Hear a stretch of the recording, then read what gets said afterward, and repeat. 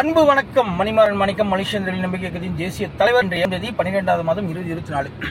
சரி, இந்த காணொலி முடிஞ்ச அளவுக்கு நீங்க எவ்வளவு பேத்துக்கு நீங்க ஷேர் பண்றீங்களோ அவ்வளவு பேத்துக்கு போய் சேரும். ஏன்னு கேட்டா அண்ணாடிக்கும் எனக்கு அழைச்சி மெசேஜ் பண்ணி அண்ணா வெல்கம் பேக் அண்ணா, குட் ஜாப் அண்ணா, திரும்ப அது பழைய இது திரும்ப நீங்க வரணும், வந்துட்டீங்க அப்படி இப்படின்னு இப்படி உசுப்பேத்தியே இன்னைக்கு என்ன சொல்றேன்னா ஒரு நம்பிக்கை எல்லாம் போச்சு யார் மேல, இந்த மக்கள் மேல.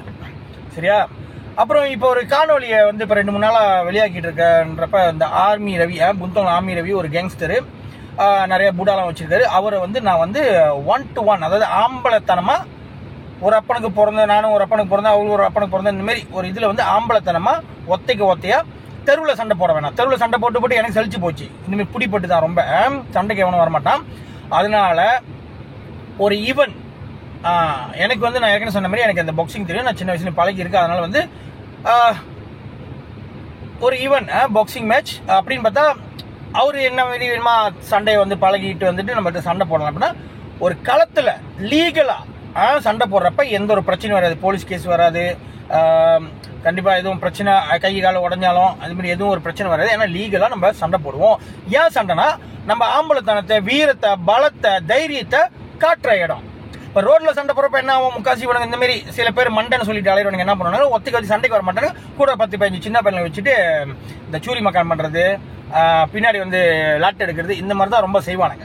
ஒத்திக்கு இவனும் சண்டை வர மாட்டான், இவனை மாரி மண்டைங்க. ஓகே, ஏன் இவனுக்கு எனக்கு பிரச்சனை, மக்களை அடிச்சு எங்களுக்கு புரியலண்ணே, இது என்ன பிரச்சனை எங்களுக்கு புரியல இப்படியே தான். அதான் வந்து நான் என்ன சொல்றேன்னா, நம்ம மக்களுக்கு புரியாது, எதுவுமே புரியாது. நான் வந்து நம்ம மக்களுக்காக வந்து தீபாவளிக்கு ஒரு 4 வருஷம் முன்னுக்கு என் பையனுங்க சின்ன வயசு, என் பையன்களை ரோட்ல நிப்பாட்டி பார்லிமெண்ட் மண்ணுக்கு மலையிலையும் வெளியே நின்று போராடினேன். தீபாவளிக்காக 2 நாள் லீவு வேணும்னு. அதுவும் இந்த மக்களுக்கு புரியாது. எவ்வளோ வயசானவங்க இந்த ரோட்ல வீடு வாசல் இல்லாம தெருவில் இருந்தப்ப அவங்க எல்லாத்தையும் கூட்டி குளிப்பாட்டி கழுவி துணிமணியை வாங்கி கொடுத்து நல்ல ஒரு ஹோம்ல போய் சேர்த்து விட்டுருக்க, அதையும் இந்த மக்கள் பார்த்துருக்கோம். அதுவும் புரியாது. எவ்வளவு சின்ன பிள்ளைங்க கொடுமை பண்ற விஷயத்துல வந்து அந்த பிள்ளைங்களை காப்பாற்றி கொண்டு போய் ஆசிரியர்கள் சேர்த்து விட்டுருக்க, அதுவும் இந்த மக்களுக்கு புரியாது. இந்த மக்களுக்காக எவ்வளவு அரசியல்வாதிகள்ட்ட சண்டை போட்டு கழுத்துல கையெல்லாம் வெட்டு வாங்கி சாவர நிலைமைக்கு போய் ஹாஸ்பிட்டல அட்மிட் ஆகி ரத்தம் சிந்தி அப்பயும் போராடும் இந்த மக்களுக்கு போராடுனா அதுவும் அந்த மக்களுக்கு புரியாது. அந்த மாதிரி எவ்வளவு பேர் பண பிரச்சனைன்றப்ப சொந்த பணத்தை எடுத்து கொடுத்து நன்கொடையா கொடுத்து நிறைய பேருக்கு உதவி செஞ்சிருக்கோம். இதெல்லாம் சொல்லி காட்டுறதுக்குள்ள ஆதங்கம். ஏன்னா மக்களுக்கு புரியல. இப்ப பார்த்த வீடியோ புரியலன்னா அதான் இதுவும் அந்த மக்களுக்கு புரியாது. ஸோ இந்த மாதிரி செய்யறப்ப எதுவுமே இந்த மக்களுக்கு புரியாது. வேலையை விட்டுக்கிட்டு அங்கேயும் இங்கேயும் ஓடிக்கிட்டு வந்துக்கிட்டு போய்கிட்டு இந்த மூலையில இருந்து அந்த மூலைக்கு பிரச்சனை ஓடுறதுன்னு சொல்லி எவ்வளவு செஞ்சப்ப இந்த மக்களுக்கு புரியாது. ஒரு அரசியல் தலைவரை வந்து நிறைய விமர்சிச்சேன் அவரை. ஏன்னு கேட்டா நிறைய பீத்தேரிங்க வந்து மணிமாறன் இதை பத்தி பேசுங்க, இந்த ப்ரூஃப் இருக்கு, இதை பத்தி பேசுங்க, இந்த ப்ரூஃப் இருக்கு, இப்படி இப்படின்னு சொல்லி கடைசி வரைக்கும் அது பிரச்சனையான எனக்கு மக்களோட உதவி அந்த நேரத்தில் வேணுன்றப்ப இந்த மக்களுக்கு வந்து என்னோட கஷ்டம் அப்ப புரியல. எங்களுக்காக தான் போராடின, நீயே சாவுடா அப்படின்னு விட்ட கடை சொந்த பணத்தெல்லாம் அவ்வளோத்தையும் அழிச்சு கடைசியில் இப்ப எதுவுமே இந்த மக்களுக்கு புரியாதப்ப இந்த சொன்ன உசுப்பேத்தின 5 அடிக்கானங்க எல்லாம் மயிராண்டிங்க எல்லாம் அப்படியே ஒதுங்கிட்டானுங்க. எனக்கு அப்பயே சொன்னாங்க நிறைய பேர், நான் கேட்கல, பரவாயில்ல எல்லாம் பட்டாதானே நம்மளுக்கு தெரியும். அதான் இவ்வளவு நடந்தும் எனக்கு இந்த மக்களுக்கு வந்து புரியாது. இப்ப கூட சில பேர் அரசியல் கட்சி தொடர்ந்து இன்னும் மக்களை முட்டாள ஆக்குறானுங்க. இதே டிஏபியில கட்சியில சீட்டு கொடுத்துருந்தா தூக்கி வச்சிருப்பானுங்க, அவங்களோட எல்லாத்தையும் தூக்கி வச்சு ஆடிருப்பானுங்க. இப்ப கட்சி சீட்டு கொடுக்கறதுனால வந்து ஒரு கட்சி தொடர்ந்து சாத்துறானுங்க அந்த கட்சியை. அப்ப இவங்க நல்லவனுங்களா, மக்களை வந்து இவங்க அரசியல் லாபத்துக்காக பகடைக்காக பாய்ச்சிக்கிறாங்க அப்படின்னு சொன்னாலும் அந்த மக்களுக்கு புரியாது. ஆக மொத்தம் இந்த சமுதாயத்துக்கும் இந்த மக்களுக்கு எதுவுமே புரியாது. நான் செஞ்சது எதுவுமே புரியாது. அப்ப இந்த ஆமி ரவி கூட ஏன் சண்டைறது மட்டும் எப்படி புரிய போகுது? பரவாயில்ல, கடைசியா இன்னொரு அடி சொல்ற, புரியுதா இல்லையான்னு பார்ப்போம். அதாவது ஒரு அரசியல் தலைவி மக்களோட பணத்தை எடுத்து நிறைய வாழ்ந்துச்சுன்னு சொல்லி அம்பலப்படுத்துறப்ப என்கிட்ட வந்து சொல்லியிருப்பான், வேணாம் பாஸ் அவங்க நம்மளுக்கு வேண்டியவங்க அது. அப்ப நான் வந்து சொல்லுவேன், இது மக்கள் பிரச்சனை, சொந்த பிரச்சனை கிடையாது ரவி, அதனால நான் பேசுவேன்னு சொன்னேன். அதுலேயே ஒரு கடுப்பு. அதுல தான் 2 வருஷம் முன்னுக்கு இந்த தீபாவளி ஒரு பிரச்சனைல வரப்ப அது ஒரு அரசியல்வாதிங்க சாரி மக்கள் பண்றாங்க தெரிஞ்ச கடை அதையும் நான் உடலை அப்படின்னு இருக்கப்ப அது ஒரு பிரச்சனை. இந்த சின்ன பையன் கூட பிரச்சனை அப்ப நான் ஒண்டி தான் போயிருப்பேன், அவனுங்கிட்ட பேசலான்னு சரி வரட்டும் பாப்பேன்னு பார்த்தா திபுன்னு வந்தானுங்க. வந்து பேசுறப்ப அது வாக்குவாதம் வந்துச்சு, வாய் சண்டை வந்துச்சு. ஆனா அவனுக்கு தைரியம்லாம் என் கூட சண்டை போடணும், ஏன்னா நான் ஒண்டி தான் அங்க இருந்தேன். அப்ப இவனுங்க என்ன பண்ணானுங்கன்னா அந்த போட்டோவை எடுத்து போட்டுக்கிட்டு சும்மா நான் ஓடிட்டேன் பயந்துட்டேங்கன்னு இவங்களே போட்டுக்கிட்டு தானுங்க. ஸோ அந்த குரூப்போட மண்டை தான் வந்து ரவுடி தான் வந்து பப்பான்னுவாங்களே, கேங் லீடர் வந்து ரவி, ஆர்மி ரவி.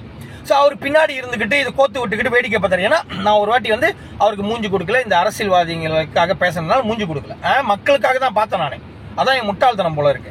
நானும் அவங்களை கை கோத்துட்டு போயிருந்தேன்னா நான் எப்படி இருந்திருக்கலாம் போல இருக்கேன். ஓகே, அப்படின்றப்ப நம்ம ஆமி ரவி என்ன பண்ணாரு, திரும்ப ஒரு பிரச்சனை வரப்ப சில வாயத்தை எல்லாம் விட்டுட்டாரு. இப்ப சமீபத்தில் நான் பார்த்தப்ப அன்னைக்கு நடந்த பிரச்சனைய இவனுங்க என்னோட போட்டோவை மட்டும் போட்டுட்டு, நம்ம பிளேடு பக்கரி ஓடனால கேல பிளேடை போட்டுட்டு பொட்டத்தனமா அவர் பேசியிருப்பாரு, என்ன அடக்கிட்டாங்களா, வார்னிங் கொடுத்துட்டாங்களா, நான் பயந்துட்டு உட்காந்தேன் அப்படின்னு அந்த வீடியோ இப்பதான் பார்த்தேன். எனக்கு மண்டைக்கு இருந்துச்சு. சரி, இவ்வளவு நாள் பொறுத்துக்கிட்டு இருந்தேன். இவனுங்க மூஞ்சி கொடுக்கறதுக்கோ இல்லை இவனுக்கு பதில் நான் வாழல. ஏன்னா என்ன ஒரு அப்பனுக்கு பிறந்தவன், சரியா, நானும் ஆம்பளை, எனக்கு பிள்ளைங்க இருக்கு. அப்படின்றப்ப நான் இப்ப சொன்ன மாதிரி தான், ஒரு அப்பனுக்கு பிறந்தனால நான் இப்ப என்ன பண்ணேன், நீ கூட்டத்தோட இருந்துதானே, ஏன் கூட்டம் வா, 2 பேரும் ஆம்பளையா ஒரு தமிழானா சண்டை போடுவோம், சண்டை செய்வோம், லீகலா சண்டை செய்வோம். அப்ப தெரியும் நீ ஆம்பளையா நான் ஆம்பளையா, உனக்கு வீரமா எனக்கு பலமான. அப்ப உன் கூட உள்ள புடா, இவனுங்களை புடான்னு வச்சு 10-15 பேர் சுத்துறாங்களா, அவனுங்களுக்கு தெரியும், ஆஹா இவனை நம்மளோட மண்டன் நினைச்சு நம்பிடுதோம், இவனே ஒரு கோசை விட்டு கொட்டாலாதவன், இவனே ஒத்தைக்கு சண்டைக்கு போட, இவனை நம்பி இருந்தாக்கா நாளைக்கு நம்மளும் கதையும் அதோ கதி தான் சொல்லி பையனுங்க பேச்சு கொஞ்சம் திருந்தணும்.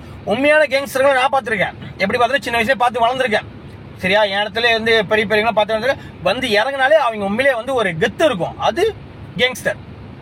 ஆனா நியாயத்துக்குன்னு பேசுவாங்க. அது மாதிரி இங்க இப்போ அவரோட கேரளா இருக்கட்டும், என் கூட தம்பிங்களா பழகிறவங்க கூட பார்த்துருக்க உண்மையான டேரிங்க, அது கேங்ஸ்டர்.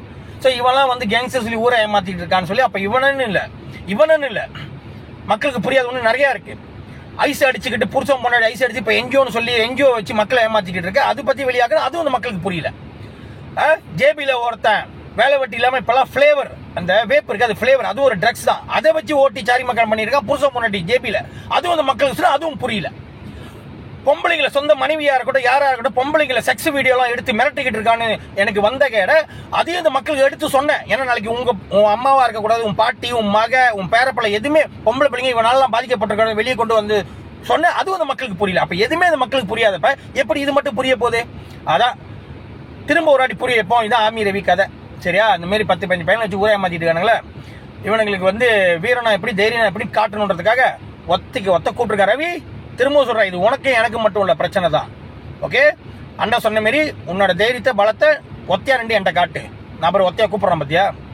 எனக்கு இந்த கூட்ட சேர்த்துலாம் சண்டை போடுறது பழக்கம் இல்லை. நான் அன்னைக்கே சொன்னேன், நான் வளர்ந்து வந்த இடம் அப்படி, நான் படிச்ச இடம் அப்படி, ஒத்தையா ஆம்பளையா தான் நாங்கள் 2 சண்டை போட்டிருக்கோம் என்னைக்கும், சரியா. ரொம்ப நாள் ஆச்சு. நான் சொன்ன மாதிரி தச்சு விட்டு இந்த வீடியோ முடிஞ்சு பாரு. அண்ணனோட இன்னும் ட்ரைனிங்லாம் காட்டுவேன். அண்ணன் ஃபுல் ஃபிட்னஸ்ல வந்துகிட்டு இருக்க, நீ ரெடியாரு. 2ஆம் மாசம் இன்ன வரைக்கும் நீ பதில் சொல்ல. உன்கிட்ட மட்டும் தான் பேசுறேன், உனக்கு மட்டும் தான் நான் பேசுறேன், வேற யாரையும் இதுல தலையிட வேணா நான் சொல்லிட்டேன். அப்படி உனக்காக யாரும் பேசினாங்கன்னா அப்ப நான் உன்னை திருப்பி எப்படி கேட்பேன்னு எனக்கு தெரியாது. ஓகே, இப்பயாச்சும் புரிஞ்சுச்சா மக்களே புரிஞ்சுச்சா?